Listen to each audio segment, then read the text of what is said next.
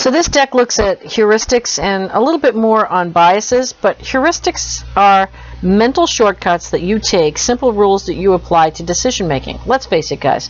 You walk into the grocery store or any other store for that matter, you can't spend 12 hours in there going over and agonizing over every single decision that you make. So what you do instead is you have these small mental shortcuts that the industry calls heuristics that you apply. If I, as a marketer, can understand the heuristics you're applying, I can take advantage of them. So what we're going to do in this deck is we're going to look at each individual heuristic, and then I'm going to tell you how it applies to the marketer and how they can use it.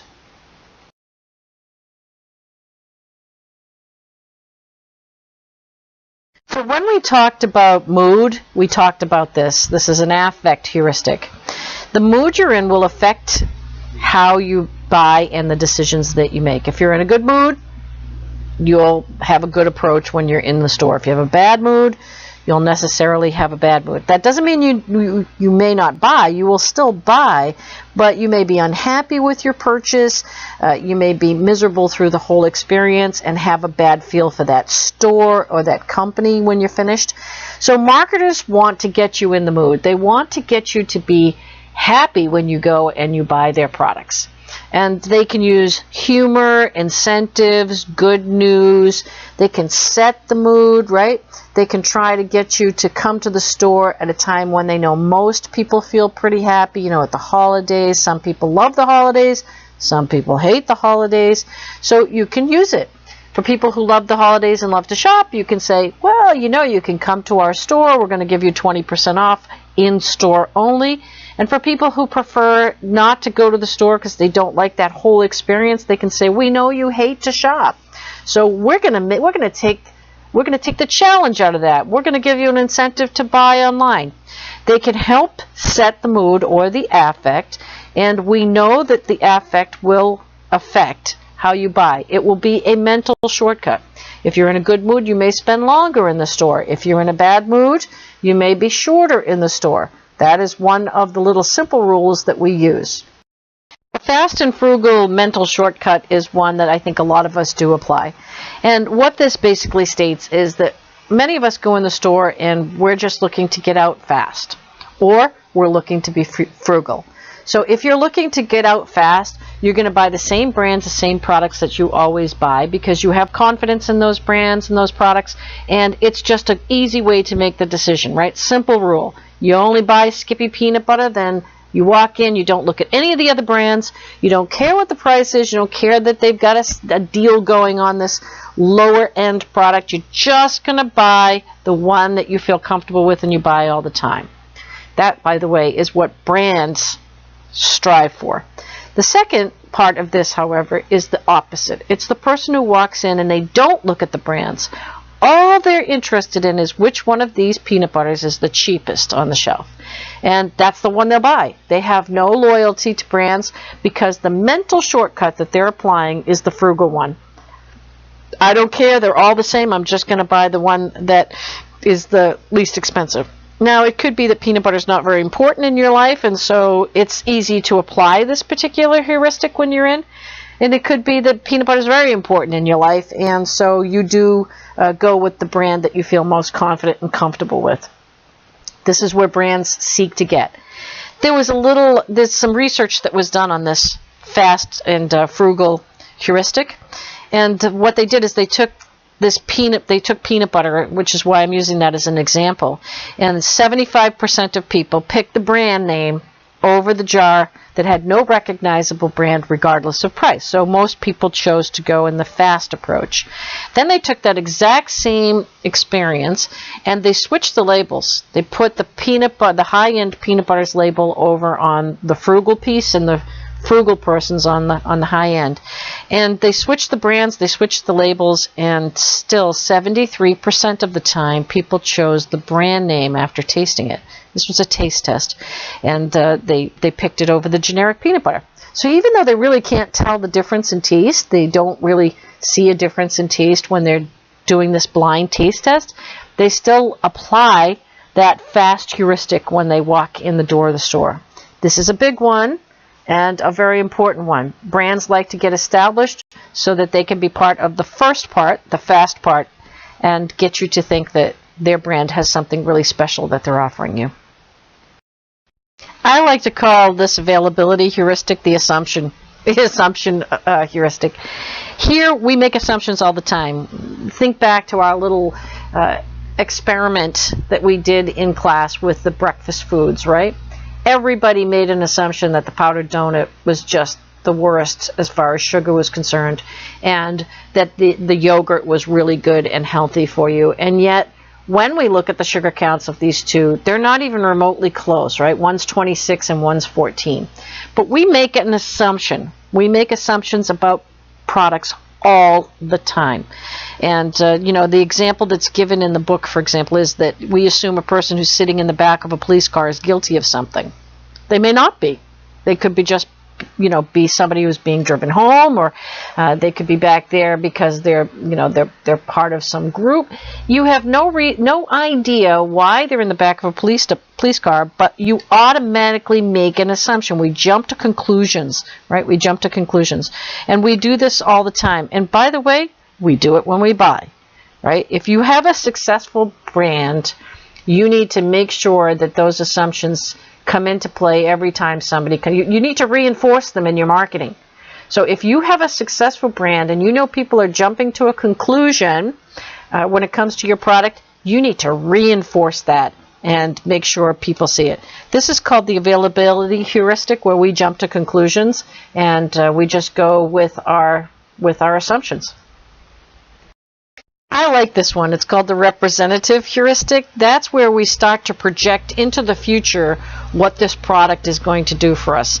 We buy a gym membership and we see ourselves down the road, right? We already have pictured ourselves losing weight, gaining muscle, getting the guy, the girl, buying new clothes, and we see the future in that purchase. And I call it leaping to conclusions, similar to the previous one, but this one is a little bit more about the future. We make decisions to buy a product, and by the way, we do this also with sizes. We'll buy a size that maybe is a little too snug, thinking, oh, you know what, in 6 weeks I'm going to lose another 10 pounds and I'm going to get into this and I'm going to look great in it. And we leap to the conclusion that we can get there. And this is a heuristic we actually apply in a lot of cases. A lot of services, we apply this to a lot of services. And the gym membership is just an example of how that comes into play when we're buying, right? We don't buy the gym membership for what it's going to do for us today. We buy that gym membership for what it's going to do for us in the future. So this is an interesting one. This is called the halo effect. Now, simply stated, it's when you see a product, let's say you're buying Old Spice, for example, Old Spice body wash, and you go in and there's one right next to it, and it has the same look of the packaging, the exact same colors. It almost looks identical. You really wouldn't have been able to tell them apart if you didn't take the time to see that one had Old Spice on it and one didn't. And a lot of times people think that the reason that halo effect is done by off-brand manufacturers is so that you'll make a mistake. You won't buy the Old Spice, you'll buy their brand. But that isn't what this is about. What halo effect is about is where you see the same colors, the same packaging style, the same size, everything looks the same, and you think, geez, maybe they are the same. They can't be that much different. And usually the off-brand is a lot less expensive. So you take the chance. You say, well, you know what? I'm going to try it. It smells the same. It looks the same. It's packaged the same. Maybe it's the same or very similar, and I'm going to save $2 or $3. This is called halo effect, where your product gets the glow of the original product. Another way to look at this is you consider Tom Brady, unless you're from New York, to be a great athlete, right? We think great athlete. Based on him being a great athlete, he must be a great parent. He must be a great spokesperson. He wouldn't steer me wrong. So the products that use him as a spokesperson get what's called the halo effect. They get the halo off of what his original strength was, which is to be a good athlete. So this is called the halo effect. It is very common in marketing. When you're in the grocery store or in any of these stores or you're watching commercials, I want you to watch for this. All right? Go in the grocery store, go to any CVS, Rite Aid, Osco, whatever's around your house, and just walk up and down the aisles, and you will see the halo effect all over the place. Target stimulus heuristic says that words can make a huge difference because we do associate things with whatever words the marketer uses. If the marketer, for example, says that, you know, it makes you young, it keeps you looking young, this has power. These words have power. Not obviously to everybody. I mean, a 12-year-old doesn't want to look younger, but certainly somebody who's 80, you know, or 70 they feel younger and they want to look like younger. So these words have power. You have to make sure that the words that you use match your brand image. There has to be congruity between what your image says to people and what the words on your packaging, your content, your commercials, they need to match. It needs to all support one another. And we naturally associate certain things with certain words. So if I say to you, Florida knitting and bad driving, you're going to think, what? I mean, there's a natural order of what those words are going to mean to you. So marketers have to take very, very, very good care of what words they choose to describe their product, because those words are going to have associations and they're going to have perceptions that people have already assigned to those words. I like this one. This is called the recency heuristic, and I can tell you this definitely is accurate because I'm a former senior vice president of sales and spent my very early career in the sales area. And what this basically says is that when you walk into the store, a salesperson, whether it's in the store or B2B, whatever it is, a salesperson will recommend what is most recently in their minds. If I have recently made a sale, I will likely first start off with the thing that I recently made a sale about. This is called recency. And this is one of the reasons, by the way, that the IRS convicts tax evasion cases in March. They do it because they know that right around the corner is the deadline for filing. And they want to make sure there's a recency in people's minds that if they don't get it in, they could become a victim of one of these tax evasion cases. This is when they are most after people is in the month of March, not in the month of April, because by April it's already come and gone. So this is called recency. If you ask any salesperson and they know anything about themselves, they're going to say, I do it all the time. You know, I used to sell business to business research, right? That was content research. That was my background. And if I sold an ebook or I sold, some type of an assessment tool, that would be the first thing that would come out of my mouth in my next sale, because I would think, well, if that person found benefit in it, maybe this company can find benefit in it. And that is very common in salespeople. I mean, we're human too, right? So this is called the recency heuristic, and we can become victims of it. Now, if you're a marketer, how can you use the recency heuristic? Well, you can help salespeople to want to sell your product. You can incentivize them. You can give them competitions and contests that they will naturally put this in their mind, and then if they make a sale, it becomes part of their recency heuristic. The confirmation bias or confirmation heuristic is a really interesting one. It's a very good example of our illogical or irrational buying. Here is what we do.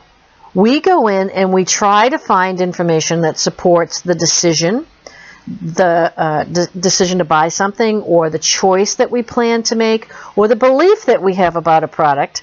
We want somebody to confirm it for us. The thing is, the interesting part of the confirmation bias is that we will ignore anything that is counter to the bias that we currently have.